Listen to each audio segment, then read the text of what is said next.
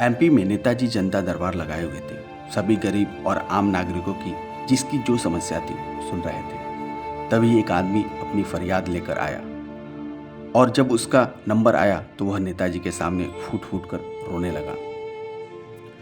दोस्तों, वह एक आम आदमी नहीं था। उसने फौज के कपड़े पहन रखे थे, यानी कि वह एक फौजी था।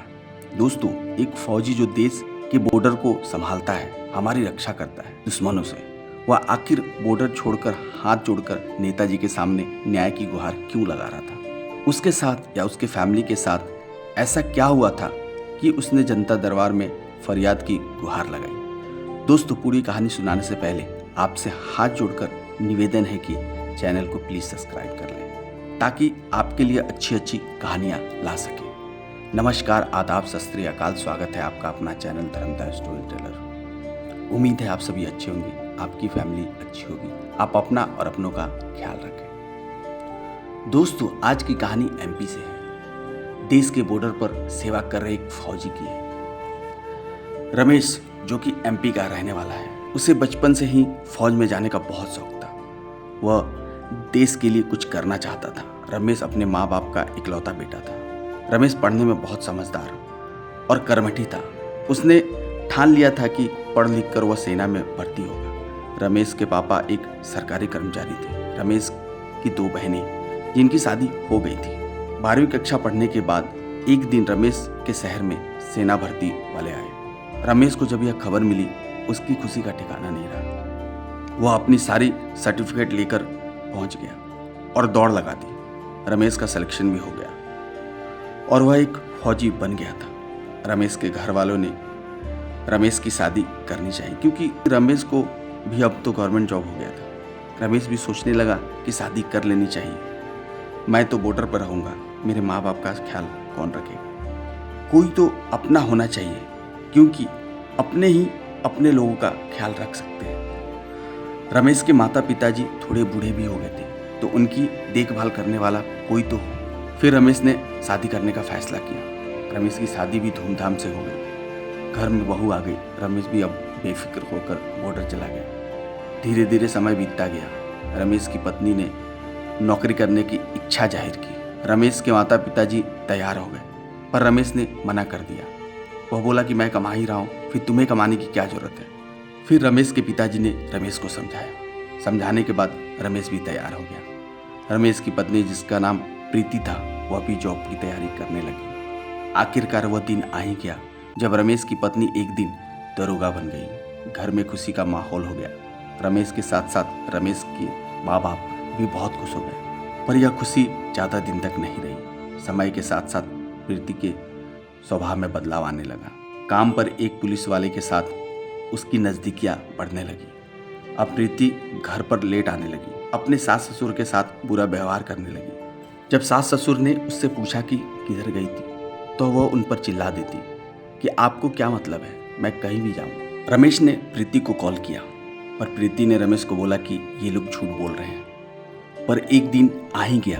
रमेश को भी प्रीति की सच्चाई पता चल गई। उसकी असलियत के बारे में पता चल गया। प्रीति रमेश और अपने सास ससुर को परेशान करने लगी। यहाँ तक कि प्रीति ने अपने ससुर को मारा भी।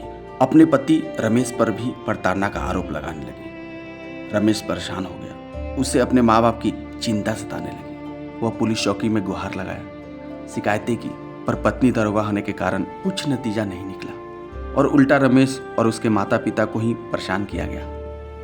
रमेश की पत्नी ने रमेश से बोला कि यह घर मेरे नाम पर कर दो, मुझे 1 करोड़ रुपया चाहिए तो मैं तुम्हारा पीछा छोड़ूंगी, तुम्हें तलाक दूंगी। पर रमेश करे तो क्या करे? घर दे दिया तो माँ बाप कहाँ रहेंगे, कहाँ जाएंगे? चलो घर दे भी दिया, 1 करोड़ रुपया कहाँ से लाएगा? प्रीति ने रमेश के माँ बाप पर प्रताड़ना का आरोप लगाया। रमेश छुट्टी लेकर घर पर ही था। उसे बिल्कुल समझ नहीं आ रहा था कि क्या करे। वह उस जिला के एसएसपी के पास भी गया, पर कुछ नहीं बात बनी। उसकी कोई सुनवाई नहीं हुई। वह अपनी पत्नी से रहम की भीख मांगता रहा, हमें छोड़ दो। पर प्रीति को वर्दी का रूप जो था, वह रमेश और उसकी फैमिली को परेशान करती रही। जब रमेश चारों तरफ से थक गया, कहीं न्याय नहीं मिला, तो उसने अपने माता पिता जी को लेकर जनता दरबार में जाने का फैसला किया। वह अम्बाला पहुंच गया, जहाँ नेताजी ने जनता दरबार लगाया था। जब रमेश की बारी आई, रमेश फूट फूट कर रोने लगा। नेताजी ने बोला, क्या बात है? रमेश अपनी पत्नी प्रीति की सारी कहानियाँ नेताजी को बता दी। रमेश ने बोला, सर मैं फौज में हूँ, मुझे समझ नहीं आ रहा है कि मैं क्या करूँ। नेताजी ने जैसे ही सुना कि फौजी है, नेताजी ने तुरंत कार्रवाई की, क्योंकि नेताजी सब बर्दाश्त कर सकते थे पर किसी फौजी को परेशान करने वाले को कभी नहीं छोड़ते। तुरंत उन्होंने जिला के डीएम को फ़ोन लगाया और बोला कि आपके ज़िले में एक फ़ौजी को परेशान किया जा रहा है। फौजी देश के बॉर्डर पर लड़े कि आपके सिस्टम से लड़े। नेताजी ने तुरंत रमेश की पत्नी को सस्पेंड कर दिया और 3 लोगों की जांच कमेटी बनाने के लिए डीएम को आदेश दिया। डीएम को बोला कि रमेश और रमेश के माता पिता को कोई दिक्कत नहीं होनी चाहिए, अगर हुआ तो मैं आपको भी नहीं छोड़ूंगा। डीएम साहब ने तुरंत 3 लोगों की कमेटी बनाई और जांच चालू कर दिया। डीएम साहब ने रमेश की फैमिली को सुरक्षा भी दी। रमेश ने नेताजी को हाथ जोड़कर धन्यवाद बोला। सर मैं हमेशा आपका आभारी रहूंगा। नेताजी ने रमेश को गले लगाया और बोला, आप बॉर्डर पर हैं तो हम चैन की नींद सो पा रहे हैं। अब रमेश की सारी प्रॉब्लम खत्म हो गई थी। रमेश ने अपनी पत्नी से तलाक भी ले लिया। रमेश की पत्नी प्रीति अब कहीं की नहीं रही, ना घर रहा, ना नौकरी, ना पति। दोस्तों, यह कहानी सुनाने का मेन उद्देश्य आपको जागृत करना है, आपका मनोबल बढ़ाना है। हम कभी नहीं चाहेंगे कि इस कहानी से आपका दिल दुखे।